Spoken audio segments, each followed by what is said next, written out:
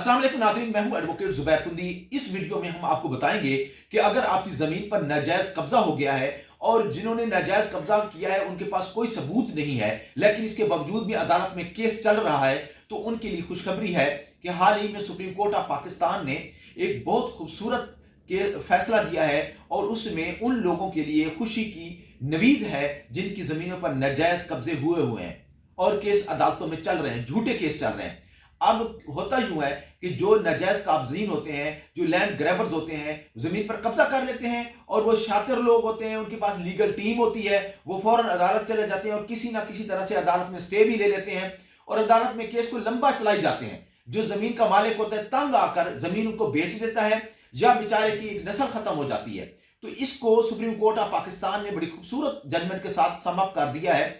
इसी तरह से जो जावेद हमीद बनाम अमानुल्लाह केस है, इसमें वो उस शख्स की जमीन पर नाजायज कब्जा हो जाता है और जो नाजायज काबिज होते हैं, 2009 से ये केस चलता है। इसमें आप अंदाजा करें 16 साल ये केस चलता रहा है और केस चलते चलते सुप्रीम कोर्ट ऑफ पाकिस्तान तक पहुंच जाता है और नाजायज काबजीन जो है वो केस हार जाते हैं, लेकिन वो मुख्तलिफ अदालतों में चलते रहते हैं ब्लैकमेल करने के लिए, कोर्ट के प्रोसेस को अब्यूज करने के लिए वो ये चलता रहता है मामला। तो सुप्रीम कोर्ट ऑफ पाकिस्तान अपनी जजमेंट में ये करार देती है कि आइन का आर्टिकल 23 किसी भी शख्स को जायदाद रखने पर, जायदाद बेचने का, जायदाद खरीदने का अख्तियार देता है और प्रोटेक्शन देता है। देखें, एक तो ये आर्टिकल मौजूद है, सेकेंडली सीपीसी के अंदर भी जो प्रोविजन मौजूद है वो कास्ट के लिए है कि कोई भी मुकदमा, अगर कोई झूठा मुकदमा है तो उसके ऊपर कास्ट की जाती है, यानी कि उसके ऊपर जुर्माना किया जा सकता है। वो सेक्शन 35 के तहत वो एक कास्ट की जाती है। लेकिन सुप्रीम कोर्ट ऑफ पाकिस्तान ने होल्ड किया है कि ये आइन की खिलाफ वर्जी है अगर कोई नाजायज मुकदमा किसी की जायदाद के ऊपर किया जाए और किसी की जायदाद के ऊपर नाजायज कब्जा रखा जाए। तो सुप्रीम कोर्ट ऑफ पाकिस्तान ने जो नाजायज काबजीन थे उनको 10 लाख रुपए जुर्माना किया है।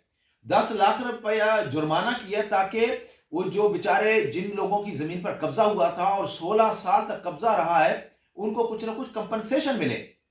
और सुप्रीम कोर्ट ऑफ पाकिस्तान ने हिदायत जारी की है, ये 2024 की जजमेंट है, इसमें हिदायत जारी की है कि अगर जो नीचे वाली अदालतें हैं इस चीज को वो देखें, अगर कोई बंदा कोर्ट के प्रोसेस को अब्यूज कर रहा है, लॉ का गलत इस्तेमाल कर रहे हैं और किसी की जायदाद के ऊपर नाजायज काबिज होकर बैठा हुआ है तो उसके ऊपर भारी जुर्माने ऐड किए जाएं। हाई कोर्ट तो ऑलरेडी ही भारी जुर्माने ऐड कर रही है।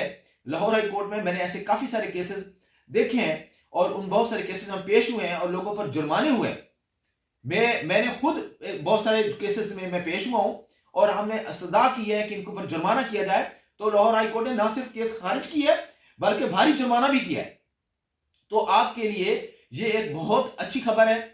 पाकिस्तान के अंदर लॉ जो है अल्हम्दुलिल्लाह इसमें तब्दीली आ रही है, लॉ चेंज हो रहा है। जो कोर्ट्स हैं इस मामले में सुप्रीम कोर्ट ऑफ पाकिस्तान बड़े अच्छे डिसीजन दे रही है और हम उम्मीद करते हैं कि इस तरह से अगर आपका कोई केस हो, सिविल नोयत का केस हो जिसमें आप फंसे हुए हैं और केस का फैसला नहीं हो रहा और आप चाहते हैं कि केस का फैसला भी हो जाए और जिसने आपके खिलाफ नाजायज आपकी जायदाद पर कब्जा किया हुआ है और नाजायज केस किया हुआ है उसको जुर्माना भी करवाएं, उसे कंपनसेशन भी वसूल करें। इसके अलावा फ्रीवुलस लिटिगेशन का लॉ भी मौजूद है, डैमेजेस का लॉ भी मौजूद है, वो लॉ अलग से है। लेकिन court direct article 23 constitution of Pakistan का सहारा ले सकती है।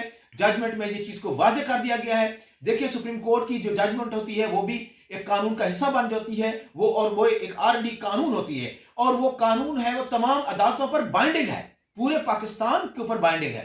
तो अगर आपका कोई केस चल रहा है तो इस जजमेंट का हवाला देकर आप उन लोगों के लिए सजा का बायस बन सकते हैं। उम्मीद है कि आपको ये वीडियो अच्छी लगी होगी। आगाही के सफर में हमारे हम सफर रहिए। बहुत शुक्रिया।